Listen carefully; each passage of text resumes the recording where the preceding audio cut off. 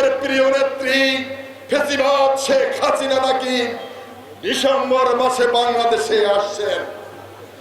ধন্যবাদ জানাই বাংলাদেশের জাতীয়তাবাদী শক্তি, দেশপ্রেমিক জনগণ অপেক্ষায় রয়েছে শেখ হাসিনাকে বরণ করে নেওয়ার জন্য।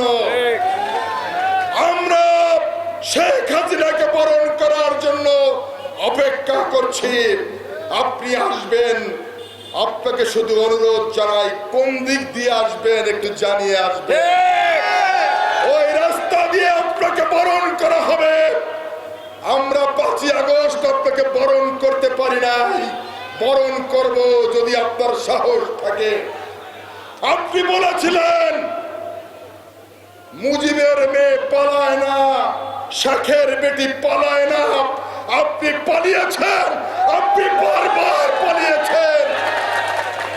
পালায় নাই দেশনেত্রী বেগম খালেদা জিয়া।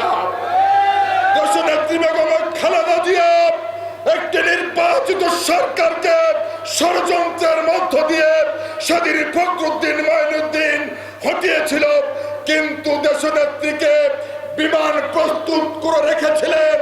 বারবার ফখরুদ্দিন মঈনুদ্দিন বলেছিলেন দেশনেত্রীকে বিদেশে চলে যাওয়ার জন্য।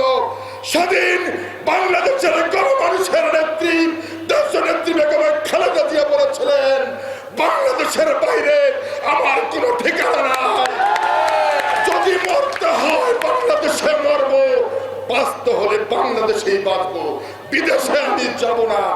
দেশনেত্রী বেগম খালেদা জিয়ার সেদিন এই দৃঢ়চেতা মনোভাব দেখে বাংলাদেশের মানুষ আশ্বস্ত হয়েছিল। আপনি পালিয়েছেন, বারবার পালিয়েছেন, এটাই সত্য। প্রিয় উপস্থিতি, শেখ হাসিনা ফেসিবাদ আমরা সবাই জানি। শেখ হাসিনা পালিয়েছে, আমি মনে করি সেখানেই চ্যাপ্টার ক্লোজ হয়েছে। আমি টুঙ্গিপাড়ার মানুষ। শেখ হাসিনা টুঙ্গিপাড়ায় যতবার নির্বাচিত হয়েছে ততবার ব্যালটে সিল মেরে নির্বাচিত হয়েছে।